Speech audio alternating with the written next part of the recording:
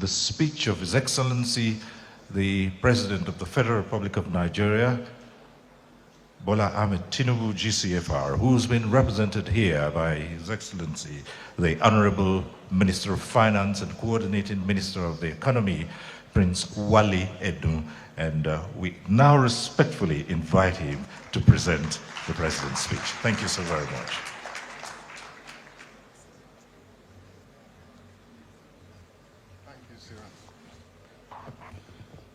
Thank you, and good afternoon. Assalamu alaikum.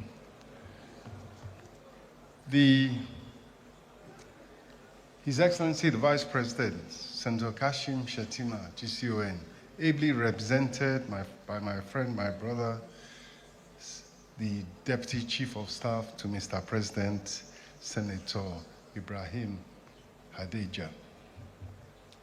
The chair of this all-important summit, the Northern Elders Forum Summit, His Excellency the Governor of Zamfara State and the Chairman, Northwest Governors Forum, His Excellency Dauda Lawal, the former Senate President, Dr. Bukola Saraki, Your Excellencies, the Governors of Nasarawa, the Governor of Borno State as represented, Governor of Bauchi State ably represented, Governor of Niger State ably represented.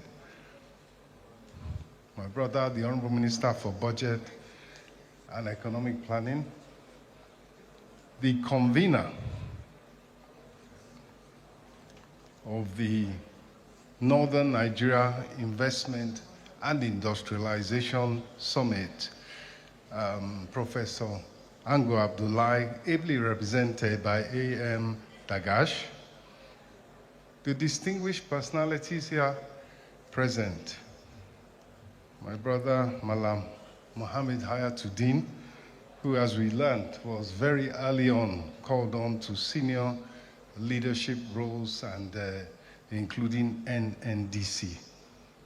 And of course, my brother, Honorable Kashim Ibrahim Imam, the current chairman, NDC, our foreign investors, our all-important foreign investors, private sector, public sector, government, bilateral, you are critical to what we are doing here. We are happy to have you. You are welcome. Members of the diplomatic corps, gentlemen of the press, distinguished ladies and gentlemen, let me first of all send the warm regards and felicitations of Mr. President, His Excellency President Bola Ahmed Tinubu, who is, as we know, out of Abuja on state duties.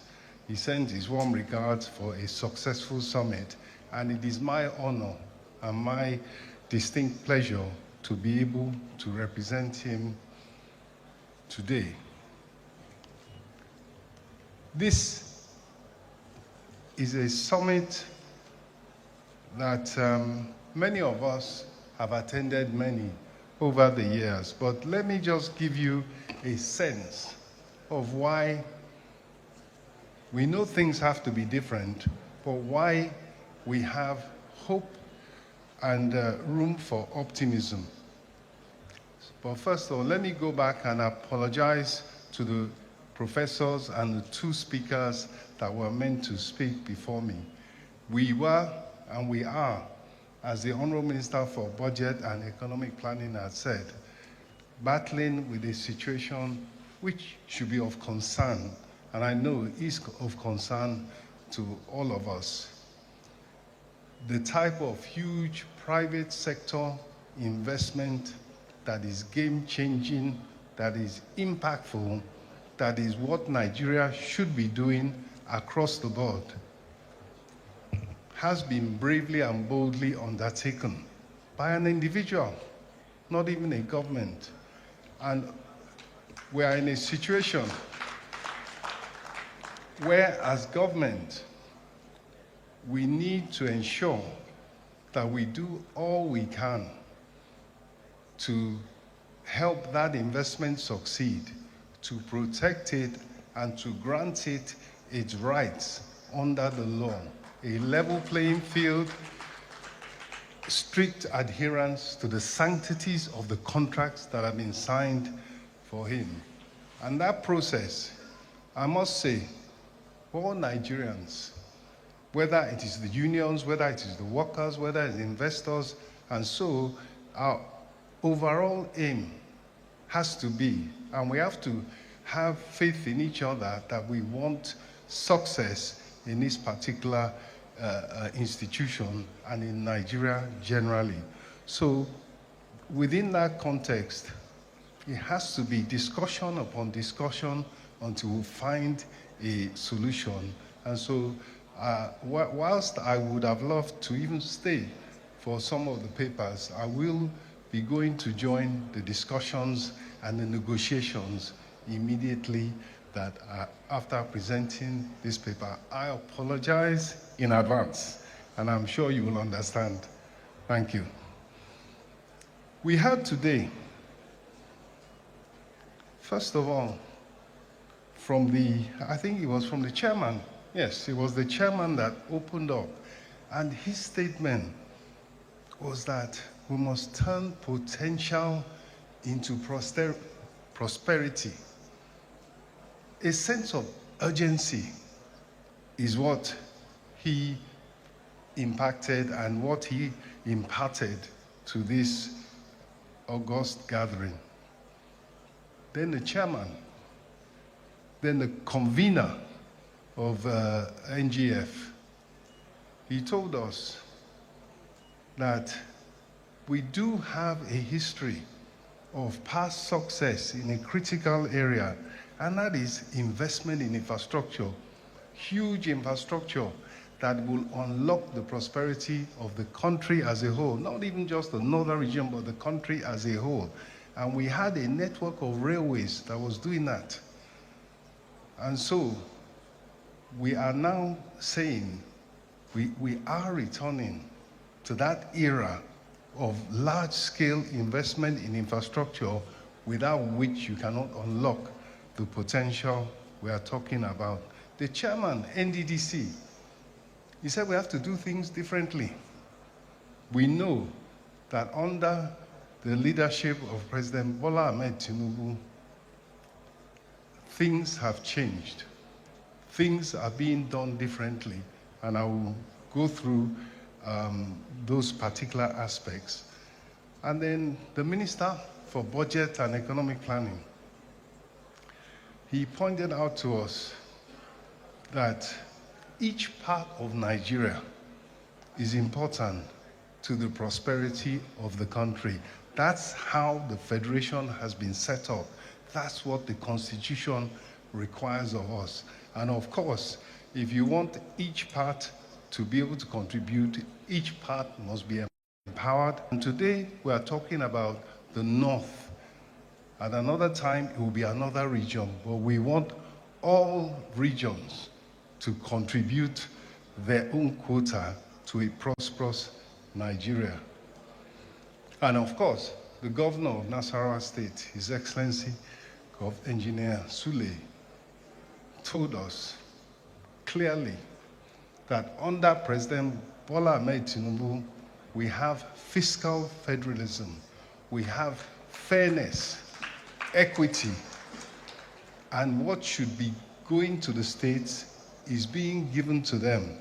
And indeed, what is owed to them from the past is being provided to them. They have record funds with which to help to develop their states. So that's the backdrop. But let me just fulfill all righteousness by, on behalf of His Excellency Mr. President, congratulating all of us on 65 years of independence. And probably more crucially, 26 years of uninterrupted democratic rule in Nigeria. These milestones, they remind us that Nigeria's future is one of resilience, unity, and boundless opportunity. So on behalf of Mr. President, I warmly commend the Northern Elders Forum, the 19 states of Northern Nigeria, for convening this historic summit. The theme, Unlocking Strategic Opportunities in Mining, Agriculture, and Power, MAP for short, could not be more fitting, because these sectors do represent the backbone of Nigeria's economy and indeed the foundation for our industrialization. So, but before going any further, let us, as the Honorable Minister for Budget and Economic Planning has said I would do, give us a sense of highlighting the economic context of where Nigeria is and where it has reached under President Tinubu's leadership. In the second quarter of 2025, that's just this last quarter, April to June, the GDP of Nigeria grew by 4.23%, the strongest growth in a decade, except for the COVID rebound era, the strongest growth in a decade. And since 2023, year-on-year growth has consistently been above 3%, outpacing the 2% of the 5 to 8 years previously. More critically, industrial growth, where jobs are created, doubled year-on-year, while agriculture and services also expanded robustly. Inflation has begun to ease, 20.12% in August, and it's consistently, month after month, last 5 months, has been coming down. Our trade surplus, $7.4 trillion, reserves risen to $42 billion, and as we know, the Naira has not only stabilized, it has even strengthened. But this progress is not by chance. It's a result of deliberate, intentional, and strategic policies anchored on the President's renewed hope agenda. And the renewed hope agenda is anchored on economic transformation, inclusive growth, and national prosperity. But it recognizes the interconnected roles of finance, public policy, technology in unlocking Nigeria's full potential. So the key focus areas have been stabilizing the macroeconomic environment, creating jobs, reducing poverty, mobilizing private sector investment, whether domestic, whether foreign, and driving inclusive, as an earlier speaker said, and focused on digital and financial innovation. And so it's against this policy framework that we have had market correction, ending the costly subsidies and foreign exchange distortions, which benefited some, but left the majority in need, and even left the government without enough resources, whether at the state and the federal level. And we must link what the governor of Nasarawa State said. We must link that with the fact that these measures have been taken. That's where the resources came from that are now flowing down to the states and indeed the local governments. So we've removed the privileges that benefited a few at the expense of the many. And we've replaced inefficiency with transparency, with competitiveness, and with incentives for productive activity.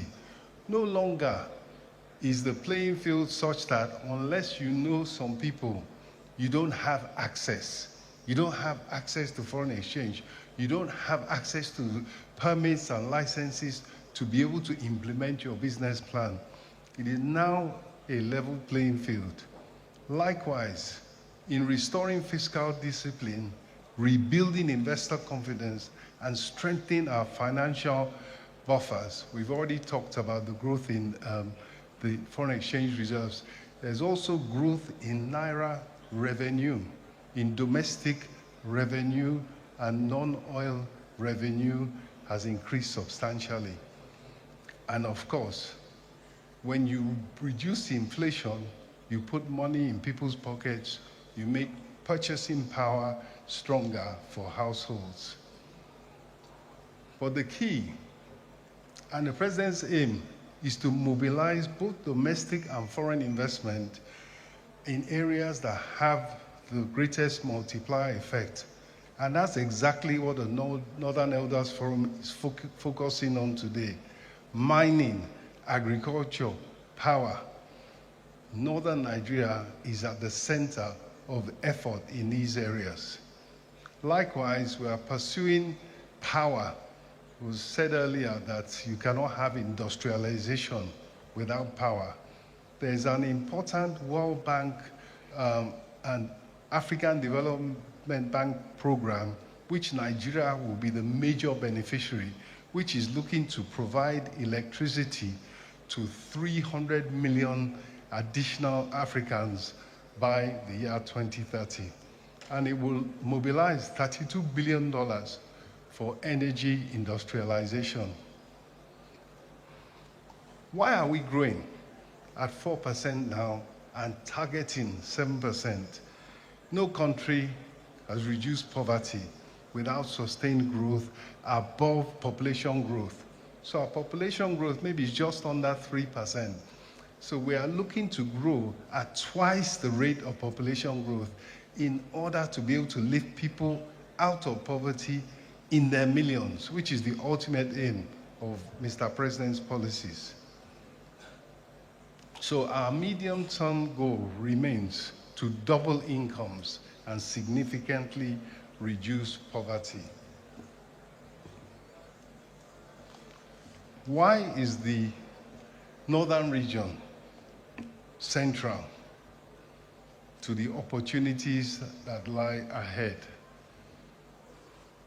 Our agricultural self-sufficiency, our mining competitiveness, and our industrial base will largely rise or fall depending on how we unlock, as the governor of Zamfara said, how we unlock the North's potential. And that's why the president's administration's strategic reforms place mining, agriculture, and power in the North at the heart of our growth agenda. What are those opportunities? As we have just heard, the North holds some of the most valuable mineral deposits in Africa: gold, lithium, tin, zinc, limestone, coal, all available in the North. And new reforms are formalizing artisanal mining, attracting credible investors, and as we have heard earlier today, in the lithium, for example, and ensuring that host communities benefit directly. And that is critical, ensuring that host communities benefit directly, thereby avoiding some of the problems that can come from when host communities feel left out. So we are building value chains, so Nigeria no longer just exports raw materials, but also processes those raw materials into batteries, cement, industrial inputs. Let me turn to agriculture. With 70% of Nigeria's arable land located in the north, agriculture is both the region's heritage and its future. And key to unlocking that agricultural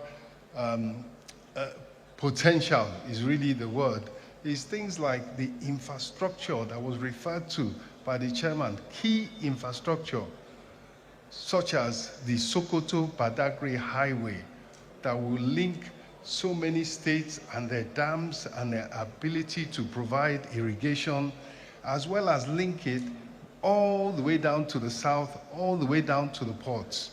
It's that kind of transformational infrastructural development that is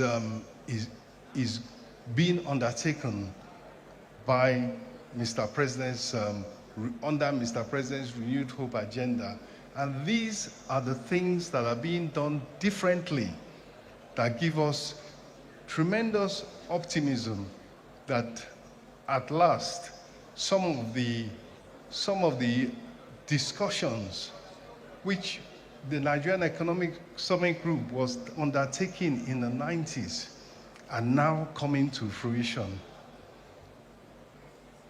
The goal is to build agro-industrial corridors where crops, they don't just feed the market, but they supply flour mills, textile factories, and export hubs. Looking at power and industrialization, energy, of course, is the oxygen of industrialization. Without power, there can be no factories, no agro-processing, and no jobs at scale, which is what Nigeria needs. Of course, we now have the Ministry of Livestock Development, and that's an important innovation that portends great value. But in terms of going back to power, we do have the AKK, the Ajaokuta Kaduna Kano pipeline, and that is a strategic project. When completed, and it's almost completed, it will deliver natural gas for power generation and industrial use across the whole of northern Nigeria. And coupled with the Mission 300, which, as I said earlier, is unlocking about $32 billion in energy and industrial investment, we are laying the foundation for a northern Nigeria that is fully powered and industrialized. Imagine a northern Nigeria where textiles in Kaduna, cement in Sokoto, fertilizer in Bauchi, agro-processing in Kano, and mining, Your Excellency, in Zamfara, are all powered by reliable and affordable energy. That is the vision of Mr. President. Let me also mention that when under the President's Renewed Hope agenda, we talk about rapid growth. We are already accelerating to 4% growth, with industrial growth at 7% in the last quarter. So you are getting to rapid growth, but you want it to be sustained. And it is being sustained over the last few quarters. But importantly as well is inclusive growth, growth that creates jobs. And the inclusivity also includes something His Excellency Mr. President had always committed to, that in undertaking reforms that have some adjustment pains, let me call them, the poor and the most vulnerable will not be left behind. So social stability is as important as macroeconomic stability. There have been direct benefit transfers where over 330 billion naira has been provided to about 8.1 million households, at least one tranche of the funds. 2.4 million households have received two, and 78% of the beneficiary households are in the north. And this is verifiable because each person is uniquely identified. They have a NIN, we have their biometrics. They have a digital method of payment, which means they are paid by their bank account or they are paid by a mobile wallet. And so it really is the gold standard. If you watched the news last week, the British, who 65 years ago granted us our independence formally after a battle by our founding fathers, they are only now trying to ensure that each of their workers has a digital ID. We already have a gold standard that has 8 million households identified now.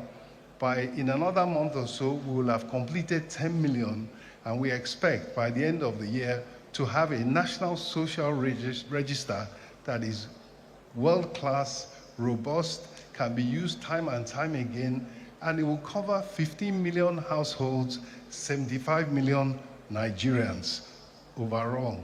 So that is the social safety net that is being put in place alongside the major reforms to unlock the potential of the Nigerian economy. Let me say, Your Excellencies, distinguished participants, the message I bring is clear.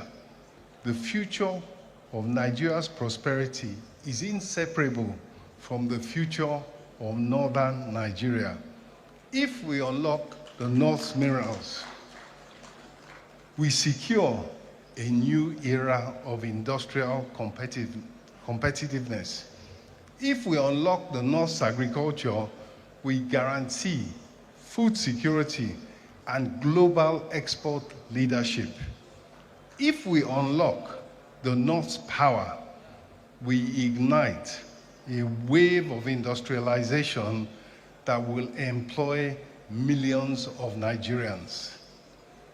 President Tinubu's economic vision is to build strong, stable, and inclusive economy where government clears obstacles out of the way, where the private sector provides the engine of growth, and where every Nigerian can rise.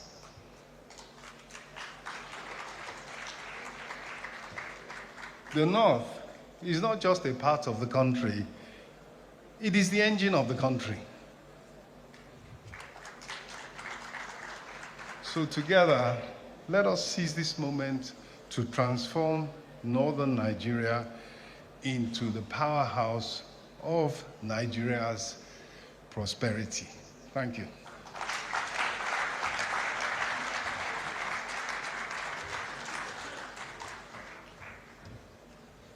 Please put your hands together for Chief Wale Edun, representative of President Bola Ahmed Tinubu. And before he even sits down, let me just make these quotes and so that you can appreciate Mr. President once again. The future of Nigeria's prosperity is inseparable from the future of the Federal Republic of Nigeria. And President Tinubu's vision, he said, is to build strong and inclusive Nigeria. And he therefore urged us that northern Nigeria must be built if Nigeria should be built. Please put your hands together for President Bola Tinubu, here represented by Chief Wale Edun, Honorable Minister of Finance. That appreciation, I don't think is loud enough. We're talking of the President of the Federal Republic of Nigeria. Thank you. Thank you. Thank you. Thank you.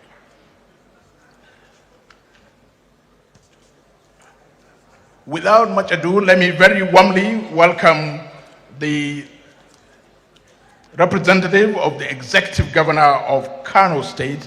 He came in while the representative of the President was speaking. I'm talking of His Excellency Alhaji Aminu Abdul Salam, Deputy Governor Kano State. He is here representing his principal, Governor Abba Yusuf. Please put your hands together for him. Thank you.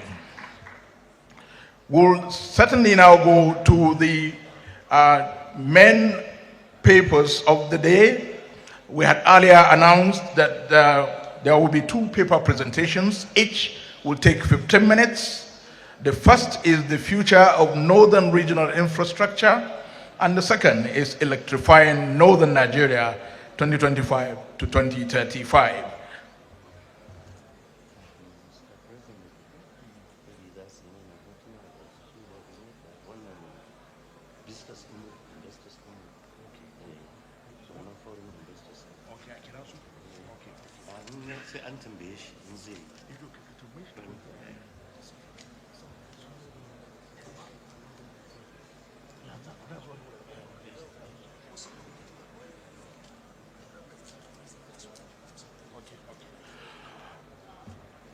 The representative of our president will be any moment from now, we will appreciate if you come up to the podium.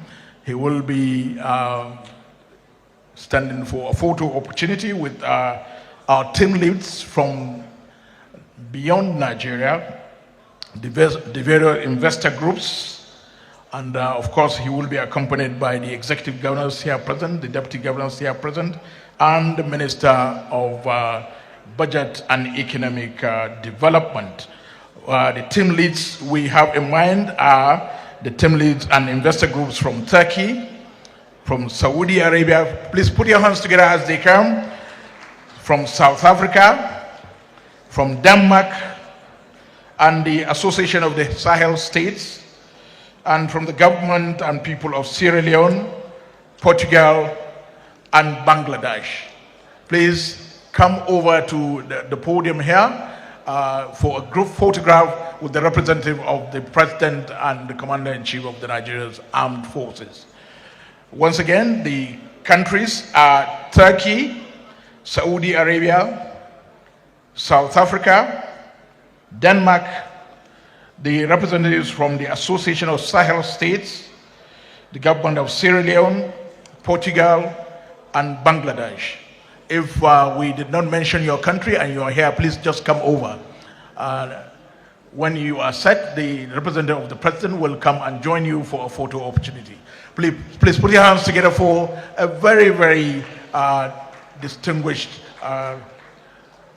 participants. And once again, the countries are Turkey. Please start coming, please. Turkey, Saudi Arabia, South Africa. Come over, come over. You will climb up here, please.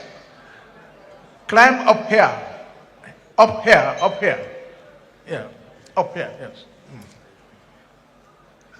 South Africa, Denmark, representative from the Association of the Sahel States, Sierra Leone, Portugal, and Bangladesh.